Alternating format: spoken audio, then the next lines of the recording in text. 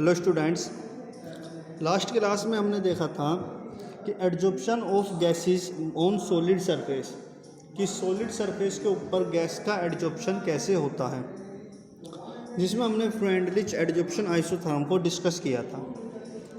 आज हमें टॉपिक देखना है एडजॉर्प्शन फ्रॉम सॉल्यूशन फेज, कि सॉल्यूशन फेज से आप एडजॉर्प्शन कैसे कराते हैं या सॉल्यूशन फेज में किस तरीके से एडजॉर्प्शन होता है।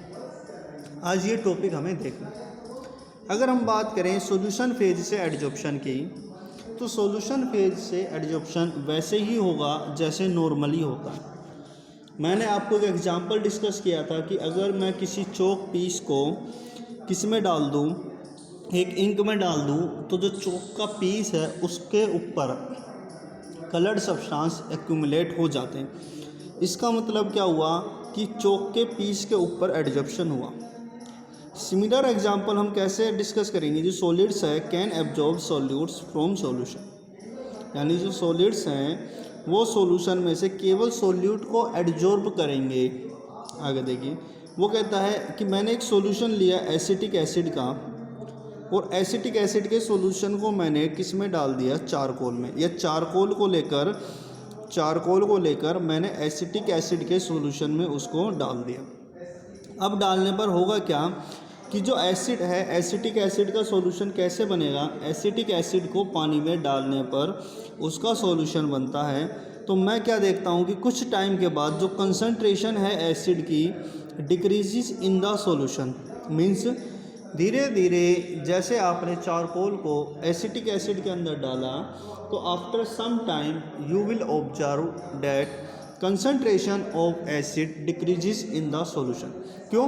क्योंकि जो चारकोल है उसके सरफेस के ऊपर एसिटिक एसिड का क्या हो जाएगा, एडजॉर्प्शन हो जाएगा। तो धीरे धीरे जो भी एसिटिक एसिड आपने शुरुआत में डाला था उस एसिटिक एसिड की कंसंट्रेशन क्या होगी, कम होगी। इस तरीके से सिंपल प्रोसेस है, कुछ नहीं है। कोई भी सॉल्यूशन होता है, सॉल्यूशन के अंदर सोल्यूट प्लस सॉल्वेंट दो चीज़ें होती हैं। अब आपने उसमें क्या डाल दिया, चारकोल। जब आपने उसमें चारकोल डाल दिया, तो चारकोल डालने के बाद आप क्या देखेंगे कि कुछ टाइम के बाद जो चारकोल होगा उसके ऊपर बेटे एडजॉर्प्शन होगा, और एडजॉर्प्शन किसका होगा, सॉलिड का होगा। तो जो एसिटिक एसिड था चारकोल के ऊपर आकर क्या हो गया, एडजॉर्ब हो गया। और अगर एसिटिक एसिड चारकोल के ऊपर आकर एडजॉर्ब हो गया, तो जो सॉल्यूशन है उसमें उसकी कंसंट्रेशन धीरे धीरे क्या होगी, डिक्रीज होगी। देखिए, कुछ इम्पोर्टेंट ऑब्जर्वेशन है क्या, कि adsorption decreases with increase in temperature. ये हमें पता है कि अगर हम टेम्परेचर को इंक्रीज करते हैं, तो टेम्परेचर को इंक्रीज करने से जो एडजॉर्प्शन है वो क्या होता है, डिक्रीज होता है। सेकंड देखिए, extent of adsorption increases with increase of surface area. हमें पता है कि जो एडजॉर्प्शन का प्रोसेस है, एडजॉर्प्शन का प्रोसेस किस पर डिपेंड करता है, सरफेस पर डिपेंड करता है। जो भी आपका एडजॉर्प्शन का प्रोसेस है, शुरू से हम इसको किस टॉपिक के अंदर पढ़ रहे हैं, हम इसको पढ़ रहे हैं सरफेस केमिस्ट्री। तो इसका मतलब जो आपका एडजॉर्प्शन होना है, एडजॉर्प्शन किस पर होना है, सरफेस पर होना है। अगर सरफेस एरिया ज़्यादा होगा, मीन्स एडजॉर्बेट को सरफेस एरिया ज़्यादा प्रोवाइडेड होगा, तो सीधी सी बात है जो एडजॉर्प्शन होगा वो क्या होगा, ज़्यादा होगा। आगे देखिए, extent of adsorption depend on concentration of solute in solution.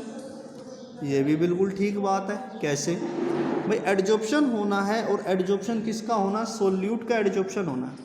तो जितना ज़्यादा सोल्यूट सॉल्यूशन के अंदर प्रेजेंट होगा, उतना ही ज़्यादा जाकर सोल्यूट किसके ऊपर, सरफेस के ऊपर जाकर एक्यूमुलेट होगा। आगे देखिए, extent of adsorption depends on nature of adsorbent and nature of adsorbate. किस किस पर डिपेंड करेगा बेटे, एडजॉर्बेट क्या होता है, जो जाकर एडजॉर्ब होगा, एडजॉर्बेंट क्या होता है, जिस पर एडजॉर्प्शन होगा। तो सीधी बात है, अगर एडजॉर्बेट और एडजॉर्बेंट के बीच में इंटरेक्शन अच्छी होगी, मीन्स वो एक दूसरे के साथ ईजिली बॉन्ड की फॉर्मेशन कर सकते हैं, या एक दूसरे के साथ बहुत अच्छा वंडरवाल फोर्स ऑफ अट्रैक्शन अगर वो शो करेंगे, या हम कह सकते हैं कि एडजॉर्बेट और एडजॉर्बेंट की एक दूसरे के लिए एफिनिटी होगी। एडजॉर्बेट और एडजॉर्बेंट की अगर एक दूसरे के लिए एफिनिटी होगी तो बहुत फास्ट एडजॉर्बेट किस पर जाकर एडजॉर्ब होगा, एडजॉर्बेंट पर जाकर एडजॉर्ब होगा। तो जितनी इनकी एफिनिटी होगी, जितना अच्छा इनका नेचर एक दूसरे के लिए होगा, उतना ही ज़्यादा आपका क्या होगा, एडजॉर्प्शन प्रोसेस होगा।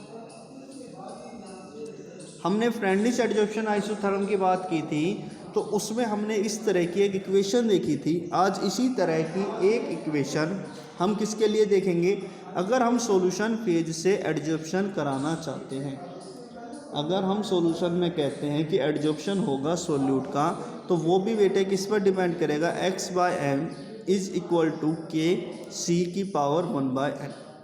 वहाँ पर जो आपने फ्रेंडलिश गैस के लिए पढ़ा था, गैस के लिए आपने पढ़ा था x/m इज इक्वल टू के पी की पावर 1/n। ये आपने गैस के लिए पढ़ा था। गैस में हम यूज़ करते हैं प्रेशर और सॉल्यूशन में हम यूज़ करते हैं कंसंट्रेशन। सिमिलरली उसी की तरह होगा। तो वहाँ पर P क्या था, प्रेशर। यहाँ पर जो C होगा वो C क्या होगी, इक्विलिब्रियम कंसंट्रेशन। कि एडजॉर्प्शन हो गया एडजॉर्बेट और एडजॉर्प्शन के, एडजॉर्बेट एंड एडजॉर्बेंट दोनों के बीच में इक्विलिब्रियम है, तब जो कंसंट्रेशन होगी वो रिप्रेजेंट करती है C को। फिर हमने उसमें लॉग लिया था। सिमिलरली लॉगरिथम हम यहाँ पर लेंगे, log x/m is equal to log k plus 1/n log की पावर c। फिर हमने वहाँ पर एक ग्राफ प्लॉट किया था, लेकिन यहाँ पर ग्राफ प्लॉट नहीं करना। सिमिलरली उसी तरीके से यहाँ पर ग्राफ की प्लॉटिंग होगी, तो हम क्या कहेंगे, plotting log x/m against log c। अगर मैं log x/m का ग्राफ प्लॉट करता हूँ log c के लिए, तो मुझे एक स्ट्रेट लाइन मिलेगी। और अगर मेरे को एक स्ट्रेट लाइन मिलती है, if I obtain a straight line graph then the equation is valid. जो इक्वेशन होगी वो इक्वेशन क्या होगी, वैलिड होगी। नेक्स्ट देखिए बेटे, एप्लीकेशन ऑफ एडजॉर्प्शन। अब हमने एडजॉर्प्शन प्रोसेस बहुत पढ़ा। बात आती है कि एडजॉर्प्शन की एप्लीकेशन कहाँ कहाँ पर है। पहली एप्लीकेशन है production of high vacuum. High vacuum का मतलब होता है कि आपकी गैस की अमाउंट प्रेजेंट ना हो, मीन्स नो एयर, उसको क्या बोला जाता है, वैक्यूम। तो वो कहता है कि आपने क्लोज कंटेनर बनाया या आप वैक्यूम प्रोड्यूस करना चाहते हैं, तो वैक्यूम के दौरान थोड़ी सी भी हवा की, एयर की अमाउंट ना हो, वो कैसे आप कंट्रोल करेंगे। वो कहता है the remaining traces of air can be absorbed by charcoal from a vessel evacuated by vacuum pump to give a very high vacuum. Means अगर आप वैक्यूम क्रिएट करना चाहते हैं और आपकी एयर की कुछ अमाउंट उसमें रह जाती है, तो आप क्या करेंगे, चारकोल को डाल देंगे। तो चारकोल क्या करेगा, एयर को अपने ऊपर आकर एब्जॉर्ब करा लेगा, जिसकी वजह से वहाँ पर क्या हो जाएगा, हाई वैक्यूम क्रिएट हो जाएगा। सेकेंड एप्लीकेशन देखिए, इन गैस मास्क। अगर मैं गैस मास्क यूज करता हूँ, तो गैस मास्क में रखा होता है बेटे एक्टिवेटेड चारकोल। गैस मास्क में क्या रखा होता है, एक्टिवेटेड चारकोल या मिक्सचर ऑफ एडजॉर्बेंट। अब गैस मास्क हम यूज कहाँ पर करते हैं, जो हमारी कोल माइंस होती हैं, कोल माइंस मीन्स कोयले की माइंस होती हैं, या सीमेंट फैक्ट्रीज जो होती हैं, उसमें हम गैस मास्क का यूज़ करते हैं। क्यों, क्योंकि जो कोल माइंस होती है स्मॉल स्मॉल पार्टिकल्स उठते हैं, या जो सीमेंट फैक्ट्री होती है उसमें सीमेंट के स्मॉल स्मॉल पार्टिकल्स क्या होते हैं, उठते हैं। हम चाहते हैं कि वो हमारे ब्रीथिंग के दौरान हमारी बॉडी के अंदर ना जाए, तो हम बेटे किसका यूज करते हैं, गैस मास्क का हम यूज करते हैं। और उस गैस मास्क में क्या होता है, एक्टिवेटेड चारकोल होता है या मिक्सचर ऑफ एडजॉर्बेंट होता है। तब वो क्या करता है, जो भी पार्टिकल्स आपके मास्क, एयर में पार्टिकल्स सस्पेंडेड होते हैं, तो जब एयर आपके मास्क से होती हुई आपकी नोज तक जाएगी, तो जो पार्टिकल्स होंगे, डस्ट पार्टिकल होंगे या कोल पार्टिकल होंगे या सीमेंट पार्टिकल होंगे, वो क्या होंगे, मास्क के अंदर जो आपका मिक्सचर ऑफ एडजॉर्बेंट होगा उसमें ही रह जाएंगे, और क्लीन एयर, फ्रेश एयर आपकी नोज के थ्रू आपकी बॉडी के अंदर जाएगी। थर्ड एप्लीकेशन देखिए, कंट्रोल ऑफ ह्यूमिडिटी। आप ह्यूमिडिटी कंट्रोल करना चाहते हैं। ह्यूमिडिटी का मतलब होता है हमारे सराउंडिंग में जो मॉइस्चर प्रेजेंट होती है उसको बोला जाता है ह्यूमिडिटी। ह्यूमिडिटी क्या होती है?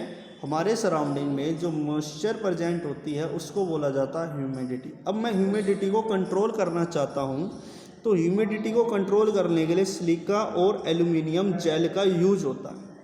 ये कुछ नहीं होते, जैसे जेल आप यूज करते हैं उसी तरीके से ये जेली सब्सटेंस होते हैं जो किसके बने होते हैं? सिलिका के और एल्यूमिनियम के बने होते हैं। इनका मैं यूज़ करता हूँ, ठीक है, किसके लिए? मॉइस्चर को रिमूव करने के लिए। और मॉइस्चर अगर रिमूव हो गई तो हमारी ह्यूमिडिटी जो सराउंडिंग में है वो कंट्रोल हो जाएगी। नेक्स्ट देखिए, removal of colouring matter from the solution. Colouring matter का मतलब होता है कि कोई भी कलर देने वाला सोल्यूट, और we know very well that कि अगर हम चारकोल को सॉल्यूशन के अंदर ऐड करते हैं तो चारकोल क्या करता है? सोल्यूट पार्टिकल को एडजॉर्ब कर लेता है। और अगर सोल्यूट पार्टिकल उस पर आकर एडजॉर्ब हो गए तो जो कलरिंग मैटर को आप हटाना चाहते थे या रिमूव करना चाहते थे, अब आप इजीली उनको रिमूव कर सकते हो। तो देखिए, animal charcoal removes colours of the solution by adsorbing coloured impurities.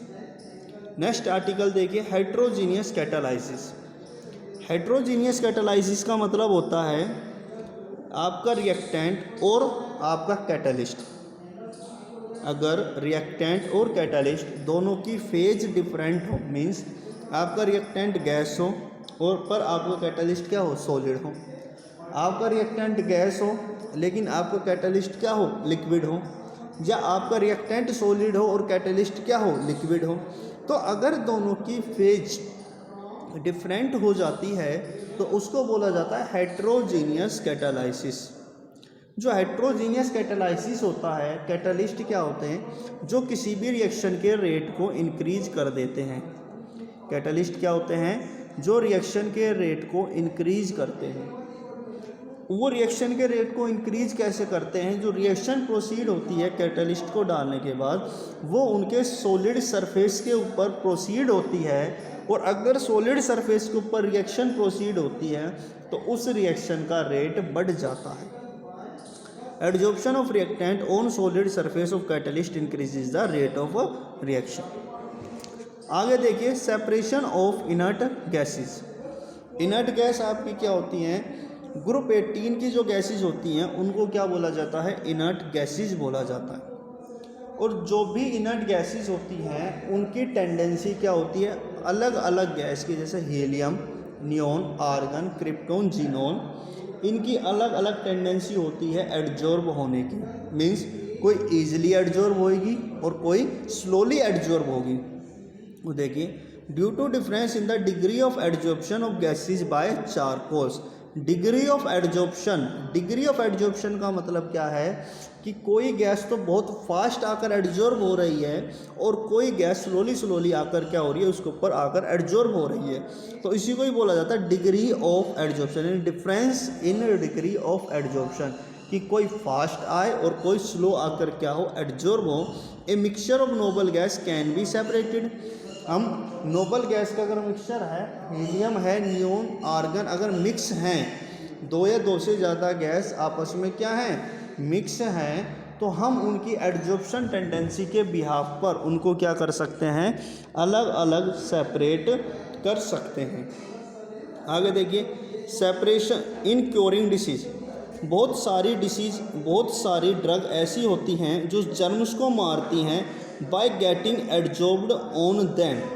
मतलब मेडिसिन जर्म्स की सरफेस पर जाकर एडजॉर्ब हो जाती हैं और उनके सरफेस पर, उनकी बॉडी पर एडजॉर्ब होने के साथ उनको क्या कर देती हैं? वो किल कर देती हैं।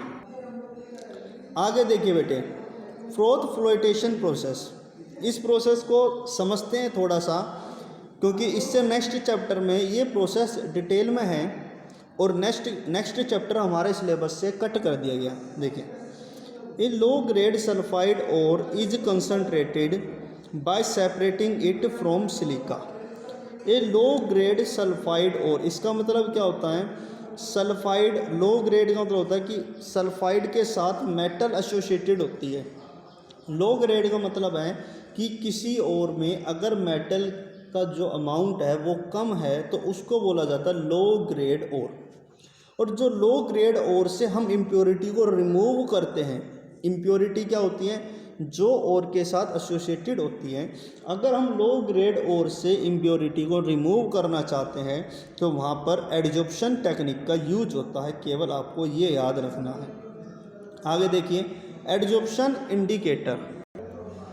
बेटे नेक्स्ट देखिए एडजॉर्प्शन इंडिकेटर्स। एडजॉर्प्शन इंडिकेटर्स क्या है? आपको पता है इंडिकेटर्स क्या होते हैं? जैसे आपने लिटमस पेपर एक इंडिकेटर होता है जो इंडिकेट करता है एसिड और बेस को, मीन्स वो बता देगा कि किसी सॉल्यूशन के अंदर एसिड है या किसी सॉल्यूशन के अंदर बेस है, उसको जो बताएगा उसको बोलते हैं बेटे इंडिकेटर। तो एडजॉर्प्शन इंडिकेटर का मतलब क्या, वो कहता है कि सर्टेन प्रेसिपिटेट, जैसे सिल्वर हैलाइड, जब भी आपको सिल्वर हैलाइड मिलेगी वो रिएक्शन मिक्सचर में नीचे मिलेगी। अब सिल्वर हैलाइड की प्रॉपर्टी क्या है कि वो किसी डाई को अपने सरफेस पर एडजॉर्ब कर लेती है, और वो डाई क्या है, जैसे इयोसिन और फ्लोरेसिन, ये दो डाई होती हैं। डाई मीन्स कलर सब्सटेंस, इनको अपने सरफेस पर क्या कराती हैं, एडजॉर्ब करा लेती है। मीन्स सिल्वर हैलाइड कोई पाउडर फॉर्म में या आप कह सकते हो सॉलिड फॉर्म में बॉटम पर रहता है और वो कलर डाई को अपने ऊपर क्या कराता है, एडजॉर्ब कराता है। और अपने ऊपर अगर वो एडजॉर्ब कराएगा तो उसको एक कैरेक्टरिस्टिक्स कलर मिलेगा। एंड पॉइंट क्या होता है, जब आपकी रिएक्शन कंप्लीट होती है तो रिएक्शन कंप्लीट तब होती है, उसी पॉइंट को बोला जाता है एंड पॉइंट, और एंड पॉइंट में आपको कोई एक कैरेक्टरिस्टिक्स कलर मिलता है। नेक्स्ट देखिए क्रोमेटोग्राफिक एनालिसिस। क्रोमेटोग्राफी एनालिसिस क्या होता है बेटे, ये एक सेपरेशन की टेक्निक होती है। क्रोमेटोग्राफिक एनालिसिस क्या होती है, आप सेपरेशन कह सकते हैं या प्यूरिफिकेशन ऑफ मेटल्स। 10th में आपने टॉपिक पढ़ा था प्यूरिफिकेशन ऑफ मेटल्स। उसका मतलब क्या है कि मेटल को प्योर फॉर्म में लेकर आना। अब क्रोमेटोग्राफी का मतलब होता है कि आपकी एक कॉलम होती है, मीन्स आपकी, जैसे आपने ब्यूरेट देखी थी 11th क्लास में जिसमें हम सॉल्यूशन भरते थे, उसी तरीके से एक कॉलम होती है और उस कॉलम में अलग अलग, मीन्स आपका मिक्सचर होगा, उस मिक्सचर में आपकी मेटल होगी और इम्प्योरिटी होगी। जब आप उस मिक्सचर को उस ब्यूरेट के अंदर डालते हैं, जब आप उस मिक्सचर को उस ब्यूरेट के अंदर डालते हैं, देखिए मैं डायग्राम से समझाता हूँ। इस तरह की एक कॉलम होती है जिसको आप ब्यूरेट बोलते हैं, इसी तरह की वो बनी होती है और इसमें स्मॉल स्मॉल पार्टिकल सॉलिड्स के होते हैं, ऐसे बिल्कुल पैक होते हैं, ये बिल्कुल पैक, स्पेस मिनिमम स्पेस होता है। ऐसे पार्टिकल्स क्या होते हैं, स्मॉल स्मॉल सॉलिड्स के पार्टिकल पैक होते हैं। अब आपने इसमें क्या डाल दिया, मिक्सचर डाल दिया, और मिक्सचर के अंदर आपकी क्या है, मेटल भी है और इम्प्योरिटी भी है। मैंने क्या कहा, ऐसे पैकिंग है, पैकिंग में आपने मिक्सचर डाल दिया, मिक्सचर के अंदर मेटल भी है और इम्प्योरिटी भी है, और आप मेटल को अलग करना चाहते हैं और इम्प्योरिटी को अलग करना चाहते हैं। जब आप मिक्सचर को डालेंगे तो सपोज करें आपकी मेटल तो यहीं पर आकर क्या हुई, रुक गई, लेकिन जो आपका मिक्सचर है, मिक्सचर में जो इम्प्योरिटी है वो इम्प्योरिटी क्या करती है, नीचे तक ट्रैवल करती है। वो इम्प्योरिटी क्या करती है, नीचे तक ट्रैवल करती है। अब आपकी मेटल तो आपको मिल गई ऊपर, और जो आपकी इम्प्योरिटी थी वो इम्प्योरिटी आपको क्या मिल गई, नीचे। बाद में इन सॉलिड पर जो मेटल आकर एडजॉर्ब हुई, यहाँ पर प्रोसेस कौन सा हुआ, एडजॉर्प्शन। इन सॉलिड पर आकर जो मेटल एडजॉर्ब हुई, बाद में आप सुटेबल मेथड से मेटल को क्या कर लेते हैं, अलग कर लेते हैं, और इसी प्रोसेस के द्वारा हम क्या करते हैं, रिफाइनिंग करते हैं। तो यहाँ पर आपकी सारी टेक्निक क्या हो गई, ख़त्म हो गई। बेटे वीडियो को ध्यान से देखना है, कोई चीज़ आपको समझ ना आए तो आप मेरे से पूछ सकते हैं। Thank you very much.